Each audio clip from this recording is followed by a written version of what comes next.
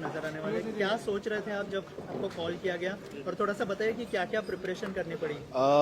एक तो बहुत ही मैं खुद को नसीबवान मानता हूँ, क्योंकि एक ही किरदार आपके पास अगर 4-5 बार आ जाए तो ऐसा लगता है कि कुछ तो एक कनेक्शन है। मैं शायद अगर पिछला जन्म हो तो पिछले जन्म में मैं तुकाराम जी का बहुत बड़ा भक्त रहा हूँ, या कुछ तो एक कनेक्शन है, कुछ तो बॉन्डिंग है कि वो मेरे पास बार बार आ रहे हैं और घूम घूम के आ रहे हैं और कुछ दिन बाद वापस आ रहे हैं, मतलब 25 साल बाद वापस आ रहे हैं, उसके बीच में भी आके गए। लेकिन जब आदित्य ने फ़ोन किया और इस किरदार के बारे में बताया तो मैं बोला ना कहने का तो सवाल ही नहीं, बट हम लोग झगड़ रहे थे डेट्स के ऊपर, वो भी फाइनली सॉल्व हो गए और ये किरदार हो गया। और पढ़ाई मैं मानता हूँ कि महाराष्ट्र में तो संत ज्ञानेश्वर हो, संत ज्ञानेश्वर हो, संत तुकाराम हो, संत नामदेव हो, या संत एकनाथ हो, या पूरे भागवत संप्रदाय के जितने भी संत हो, तो उन सब के बारे में महाराष्ट्र के हर घर घर में वो जैसे एक परंपरा आती है।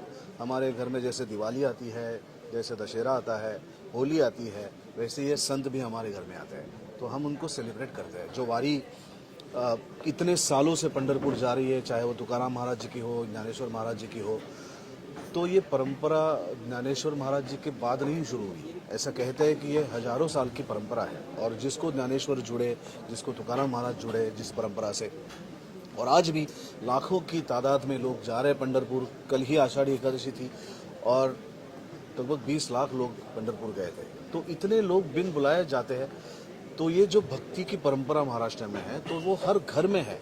ज्ञानेश्वर तुकाराम, इनका नाम हर घर के डीएनए में है। तो महाराष्ट्र के बच्चों को या महाराष्ट्र में उनके बारे में समझाने की ज़रूरत नहीं पड़ती, और अगर समझाना ही है तो वो घर से ही कोई दादा या कोई बाबा या कोई काका वो समझाता है, या वारी अपने आप समझाती है। ज़रूरत है कि महाराष्ट्र के बाहर के लोगों को भी तुकाराम महाराज के बारे में ज्ञात हो, उनकी परंपरा के बारे में, उनकी कविताओं के बारे में, उनके अभंग के बारे में, उनकी पूरी लाइफ की जर्नी के बारे में, उनके अध्यात्म के बारे में, उनके भक्ति के बारे में ज्ञात हो। तो इसलिए ये बहुत ही महत्वपूर्ण है कि संत तुकाराम महाराज के ऊपर हिंदी में फिल्म बनाई जा रही है, और वो अभी 18 जुलाई को पूरे भारतवर्ष में रिलीज हो रही है। सर, उनके लाइफ की कोई एक ऐसी चीज़ जो आप अपनी लाइफ में इम्प्लीमेंट करना चाहेंगे? वैसे तो बहुत सारी चीज़ें हैं। मन की शुद्धता जो सबसे इम्पोर्टेंट है, प्रेम जो सभी के प्रति है, और विश्वास भरोसा जो अपने भगवान के ऊपर है। शीना मैम, कैसा एक्सपीरियंस रहा? सुबोध सर थे, आदित्य सर के साथ कैसा एक्सपीरियंस रहा, और किरदार जो आपने निभाया है, हमने देखा अभी ट्रेलर में, क्या क्या प्रिपरेशन करनी पड़ी?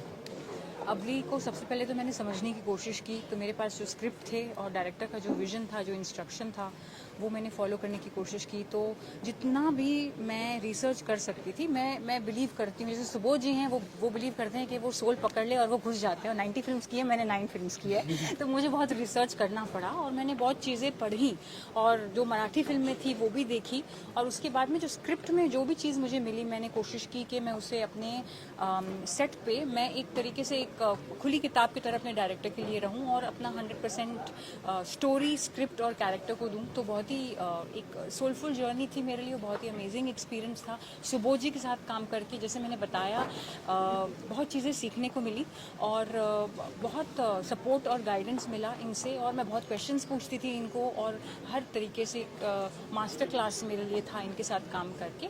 और बहुत गिविंग है, बहुत काइंड है एक्टर, ये स्टार नहीं है सेट पे, ये एक असली कलाकार हैं। तो वो मुझे एक एक्सपीरियंस मिला कि कैसे अपने आर्ट को डेडिकेटेडली, कमिटेडली आप 100% जब देते हैं तो सब चीज़ें भूल के बस कैरेक्टर में कैसे घुस जाना है और उसे कैसे क्रिएट करना है, ये चीज़ें मेरे लिए बहुत इम्पॉर्टेंट थी। और अब बस अवली, नई अवली जो आप देखेंगे, अभी आप बताइएगा कि कैसे लगी।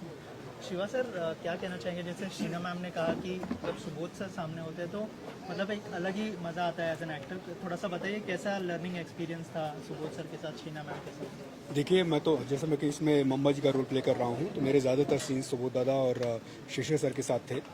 तो मैं बहुत ही सामान्य अभिनेता हूँ, और जब सुबोध दादा जैसे एक्टर आपके सामने हों, तो एक कहावत है ना कि धूल को अगर हवा का साथ मिल जाए तो आसमान में छू जाती है, आसमान में उड़ जाती है। तो वही है कि हम धूल हैं, और सुबोध दादा जैसे इतने बड़े एक्टर का साथ मिल गया तो हम भी थोड़ा सा आसमान की सैर कर लिए।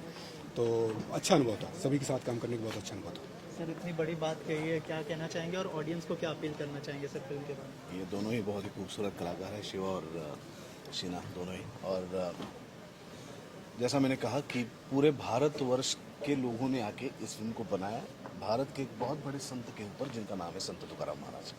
तो आप भी भारत के लोग हैं, भक्ति में विश्वास रखने वाले लोग हैं, अध्यात्म पे विश्वास रखने वाले लोग हैं, अपने धर्म पे विश्वास रखने वाले लोग हैं।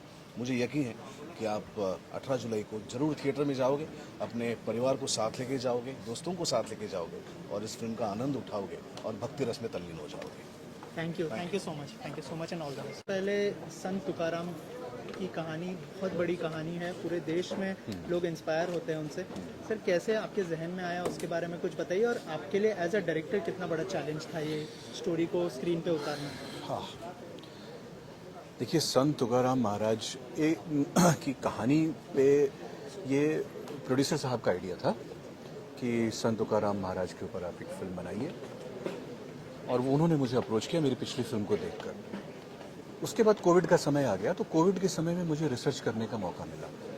तो जब मैंने फिल्म के ऊपर रिसर्च किया तब मैंने पाया कि इतने महान व्यक्तित्व, इतना महान संत, और मैं खुद भी अवाक रह गया कि इनके ऊपर क्यों आज तक फिल्म नहीं बनी है। फिर मैंने कोविड में 2 साल 2.5 साल इनके ऊपर रिसर्च किया, और कोविड के बाद हम लोगों ने 2022 के बाद हमने इस फिल्म पे काम करना स्टार्ट किया, और 2023 से हमने इस फिल्म की शूटिंग वगैरह स्टार्ट की। तो ये बेसिकली आइडिया, लेकिन जो बात मैं ये कहना चाहता हूँ कि हमारे भारत की संस्कृति और हमारे भारत के इतिहास में इतने सारे लोग हैं, इतने सारे संत हैं, संत परंपराएं हैं, हमारी संस्कृति इतनी विशाल और इतनी रिच है कि हमको बहुत ज़्यादा कहानियाँ और ये सब ढूंढने की उतनी ज़्यादा ज़रूरत नहीं है। और चैलेंजिंग तो रहता ही है, चैलेंजिंग तो इसलिए है क्योंकि भाई आपको ऐतिहासिक तथ्य दिखाने पड़ते हैं, उसके बाद आपको भावना पकड़नी पड़ती है कि किसी एक महान व्यक्ति की भावना क्या थी, उनका संदेश क्या था, उनके जीवन का प्रयोजन क्या था, वो किस लिए उन्होंने ये सारी बातें करी। तो उन सारी बातों को मिला जुला कर करके और फिर एक पीरियड फिल्म बनाना हमेशा से अपने आप में एक बहुत बड़ा चैलेंज होता है। तो सबकी कोऑपरेशन की वजह से ही मैं ये फिल्म बना पाया, और आज आप सब लोगों के सामने 2 हफ्ते में फिल्म आई। सुबोध सर के साथ और दूसरी स्टार कास्ट के साथ, शिशिर सर के साथ कैसा एक्सपीरियंस? देखिए शिशिर सर तो बहुत सीनियर हैं, लेकिन कभी मुझे ऐसा लगा नहीं, और Subodh sir I think is one of the finest actors in India. तो मुझे बहुत ज़्यादा ना एक्टिंग के लिहाज से उन लोगों को बताना नहीं पड़ता था कि क्या करिए कैसे करिए। वो एक बार स्क्रिप्ट पढ़ने के बाद वो लोग, बस मुझे ये था कि इन लोगों को मैं अपने सही ढंग से दिखाऊं और इन लोगों को मैं मोटिवेट करूं। एक डायरेक्टर का बस एक ही काम होता है कि जो एक एक्टर का प्लस पॉइंट है उस प्लस पॉइंट को एनहांस करे, और अगर कोई उसके माइनस पॉइंट है तो उसको हाइड करे, और जो फिल्म की आत्मा और जो फिल्म का नैरेटिव और जो फिल्म की भावना है वो कहीं पे खराब ना हो। तो it was a wonderful experience. Thank you so much and all the best. Thank you. Some time ago, this Sant Tukaram movie was just an idea in my head, and today it has become a reality.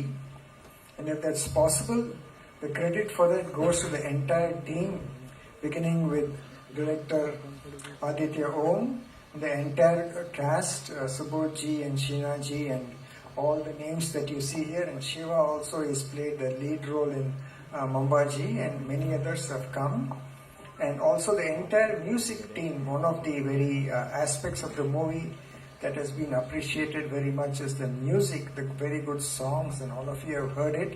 The entire music team has come here, and many others who have helped in the making of this movie. And I would like to thank all of them, and also like to show my appreciation to Sunny Bakshi and his team for marketing this film, and also all the press and all of you have come here. Thanks very much.